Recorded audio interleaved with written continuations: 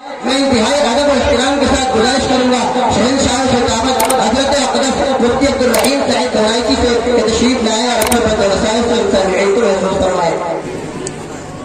الحمد لله نحمده ونستعينه ونستغفره ونؤمن به ونتوكل عليه ونعوذ بالله من شرور أنفسنا ومن سيئات أعمالنا من يهده الله فلا مضل له ومن يضلله فلا هادي له وأشهد أن لا إله إلا الله وحده لا شريك له وأشهد أن سيدنا وسندنا وشفيعنا وحبيبنا وإمامنا ومولانا محمدا عبده ورسوله صلى الله تبارك وتعالى عليه وعلى آله وصحبه وبارك وسلم تسليما كثيرا كثيرا. أما بعد فأعوذ بالله من الشيطان الرجيم. بسم الله الرحمن الرحيم. ولا تهنوا ولا تحزنوا وأنتم الأعلون إن كنتم مؤمنين. وقال رسول الله صلى الله تعالى عليه وآله وسلم الإسلام يحلو ولا يعلى عليه. رواه أبو داود أو كما قال صلى الله عليه وآله وسلم. حضرات علماء کرام، قرائے اعظام، حفاظ قابل صد احترام، معزز سامعین اور ہماری ماؤں اور بہنوں، بہت ہی مبارک اور بہت ہی پرنور پروگرام ہے یہ. مبارک اس لحاظ سے کہ اس میں آپ کو اللہ کی کتاب یاد کرنے والے جو طلبہ ہیں، جو بچے ہیں، ان کے سروں پر دستار باندھی جائے گی. اور پرنور اس لیے کہ اس میں ہندوستان کے بڑے بڑے اکابر تشریف لائے، خصوصاً دارالعلوم دیوبند کے استاد حدیث، ہم سب کے مقتدا، ہم سب کے پیشوا حضرت اقدس حضرت مولانا مفتی محمد سلمان صاحب منصور پوری دعوت برکاتہ، ان کی تشریف آوری سے یہ پورا علاقہ انشاءاللہ منور ہوگا. میرے بھائیوں، میرے دوستوں، میں چند منٹ آپ کے سامنے ہوں. آج دنیا کے جو حالات ہیں ان حالات کو آپ خوب جانتے ہیں. پوری دنیا کے اندر، خاص طور سے ان ملکوں کے اندر جہاں اقتدار مسلمانوں کے دشمنوں کے ہاتھ میں، مسلمانوں کو تنگ کرنے کے لیے، مسلمانوں کو مٹانے کے لیے، مسلمانوں کو برباد کرنے کے لیے، زندگی کا دامن تنگ کرنے کے لیے وہ کوئی کسر نہیں چھوڑ رہا. حالت یہ ہے کہ سب سے سستی اگر کوئی چیز ہے تو مسلمانوں کی جان اور مسلمانوں کا مال ہے. حالات بد سے بدتر ہوتے جا رہے ہیں. کہیں ہماری عبادت گاہیں چھینی جاتی، کہیں ہمارے مدرسوں کو بلڈوز کیا جاتا، کہیں ہماری مسجدوں کو چھینا جاتا، کہیں ہمارے داڑھی والوں پر ظلم کیا جاتا، کہیں ہمارے نقاب کو چادروں کو اتار ساری صورتحال آج آپ کے سامنے اس وقت ہمیں کیا کرنا ہے، کس طرح ہماری زندگی گزرنی چاہیے؟ آئیے قرآن اور حدیث کے روشنی میں اس کو چند منٹوں میں سمجھتے ہیں۔ اللہ تبارک و تعالی اپنے بابرکت کلام کے اندر سورہ بقرہ میں ارشاد فرماتے ہیں یا ایھا الذین آمنوا استعینوا بالصبر والصلاۃ۔ اے ایمان والو، حالات کتنے ہی خطرناک کیوں نہ ہو جائے، حالات کتنے زیادہ پرمصائب کیوں نہ ہو، پرمشقت کیوں نہ ہو، تمہیں دو چیزوں کو اختیار کرنا پڑے گا۔ ایک، صبر کا دامن اپنے ہاتھ سے نہیں چھوڑنا، جذبات میں آ کر کوئی نامناسب قدم اٹھانا یہ تمہارے شان کے موافق نہیں، تمہارے اکابر کے روایت کے خلاف، اس کا صبر پہلی چیز۔ دوسری بات فرمائی کہ تمہیں اپنے توجہ کو، اپنے تعلق کو اللہ تعالی سے جوڑنا چاہیے۔ آج حالات دنیا کے اندر آپ دیکھ رہے ہیں، ان حالات کے بعد، مسجدوں کے چھن جانے کے بعد، نقاب کے اوپر پابندی لگائے جانے کے مطالبے کے بعد، ہمارے دینی معاملات میں مداخلت کے بعد، ہمارے اندر آج کتنا زیادہ بدلاؤ ہوا۔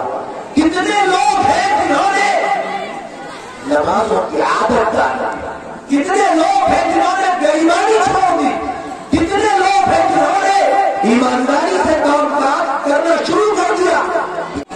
آپ بتائیے ہمارے حالات کیا ہے؟ آج علامہ اقبال انہوں نے یہ نقشہ دیکھ کر کہا تھا کہ حالات اتنے خراب، اتنے بگڑے ہوئے، لیکن آدمی کو اپنی خرابی دکھائی نہیں پڑتی، آدمی کو اپنی برائی دکھائی نہیں پڑتی، اپنی خرابی، اپنی برائی کا پردہ پڑا ہے اقبال، اپنی برائی کا پردہ پڑا ہے اقبال۔ لوگ کہتے ہیں کہ زمانہ بڑا خراب ہے، زمانہ اللہ کے تابع ہے، آپ بدلیں گے اللہ زمانہ بدل جائے گا۔ قرآن صاف اعلان کرتا ہے، سورہ آل عمران آیت نمبر 139 میں، وَلَا تَهِنُوا وَلَا تَحْزَنُوا وَأَنْتُمُ الْأَعْلَوْنَ إِن كُنتُم مُؤْمِنِينَ۔ اے لوگوں، اگر کامیابی چاہتے ہو، کامرانی چاہتے ہو، بلند ہونا چاہتے ہو، آؤ ایمان کے اوپر کامل اپنے عمل کو کرو، تمہارا عمل کامل ہو جائے، تمہارا ایمان مکمل ہو جائے، دنیا کی کوئی طاقت تمہیں دلیل نہیں کر سکتی۔ اس اسلام کو مٹانے والے بہت لوگ ہیں۔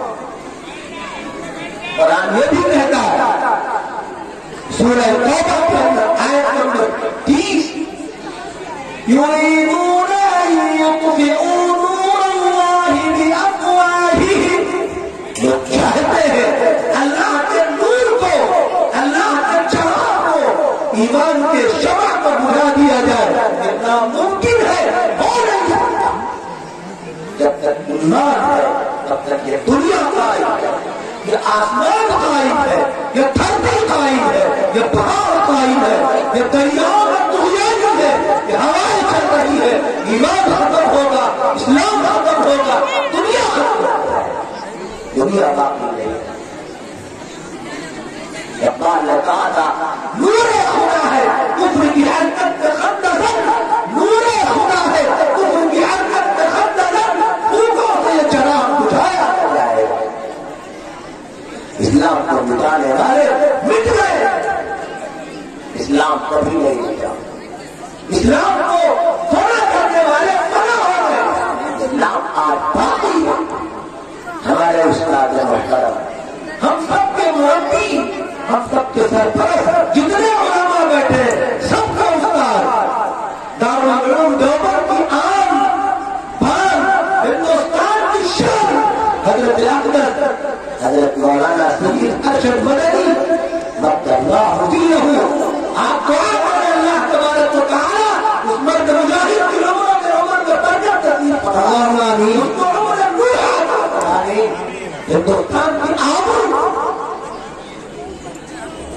جملہ اور فرمایا کرتا ہے کوئی بم ایسا نہیں تھا جو امریکہ میں افغانستان میں گرا نہ گیا، جتنے اس کے بعد اسلحے تھے اس نے سارے افغانستان میں استعمال کر لیے، لیکن حضرت کی زبان حضرت فرمایا کرتے تھے امریکہ کتوں کی طرح وہاں سے اٹھا دیا گیا، افغانستان زندہ قیامت تک زندہ رہا۔